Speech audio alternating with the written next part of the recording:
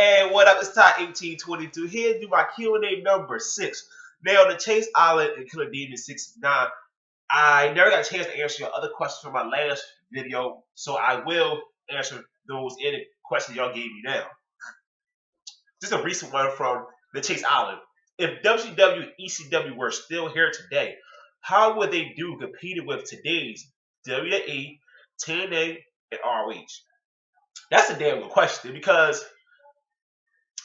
would RH and TNA exist today if WCW, ECW still was around? I say no. Man, it's a really good question because the way the wrestling business is, if WCW, ECW is still around with today's WWE, will wrestling still be hot though? I'm trying to think. Will wrestling still be hot?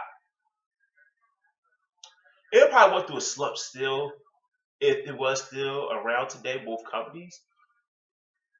I say if they was still around, WWE still be number one, WCW be number two, ECW number three. But I'll say this: if ECW stood around today, it won't be popular as it was back in the day because hardcore wrestling it wouldn't been hot at this time if ECW was still around. Maybe the product would still people like, okay, we've been seeing hardcore wrestling for like 10, 15 years. If ECW is still around, WCW, they will still get solid ratings.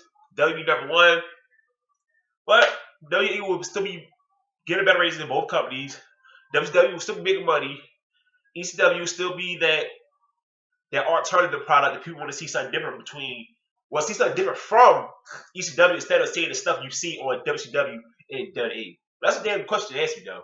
I had to do a lot of thinking. The Killer Demon 669 thoughts on Kevin Steen, new name Kevin Owens. This new name Kevin Owens is not good at all. Kevin Owens sound like some character they would use like for backstage segments on Raw or SmackDown. Hey, my name is Kevin Owens. I am like the directors or this TV show, something like that they do. Like the guys view the network on SmackDown, something like that. It's that type of name.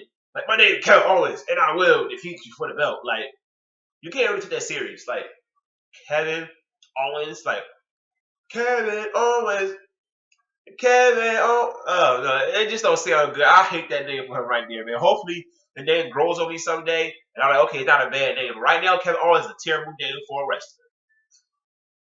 Other questions, you'll ask me, from the Chase Island, who do you think has the biggest ego in wrestling history? I'll go with the legendary, the immortal Hulk Hogan. What made you a wrestling fan? What made me a wrestling fan was, you know, USA was on. I didn't turn it to my mom had it on. I just remember keep watching and watching and watching and watching. I've been watching ever since as a kid. You know, the first memory as a kid when watching WWE was, well, say WWF in the 90s, was seeing the 1-3 Kid upset Razor Ramon. I still remember that. That's the first memory of wrestling I remember as a kid. Killer Demon 69, what do you think about Global Force Wrestling teaming with New Japan for its first pay-per-view on January 4, 2015? Smart idea because you get people who are New Japan fans to tune into that product right there. Because if you just had Global Force Wrestling, they won't probably get the same viewers. But when you say, okay, we're going to team with somebody, that will bring more viewers for Global Force Wrestling. So it's a smart idea. Number 2 question, this is your third question actually.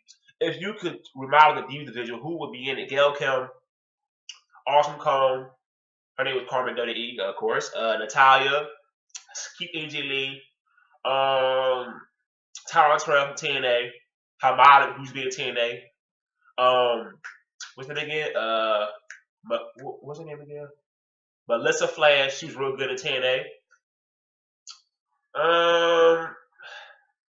It's a lot of them. I can't think of a lot, but Naomi, yeah. Just all the talented female wrestlers I'll put in the division. So thanks for your questions.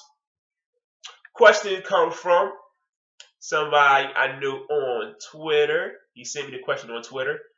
His name is, let me find the goddamn questions. Marquise. Marquise said, another question. Thoughts on W Network subscribers fell? I thought that never would be successful. But one thing I never thought about is that when you look at the network, who is the network for? the network not really for casual WWE fans. There's a lot of casual WWE fans, and you have the ones who love it. That you call the internet crowd. That's what the network really for.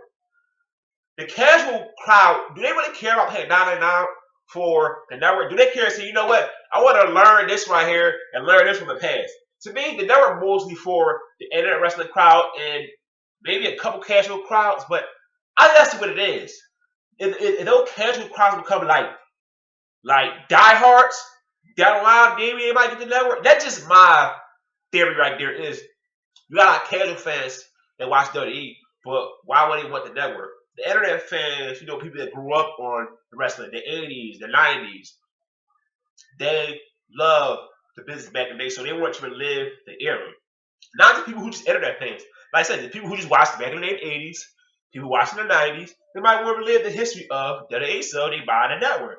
But the casual fans, I don't think they really want the network. And I think that's another problem right there. And plus, not having it come out the same time as in other countries. It started out in the U.S.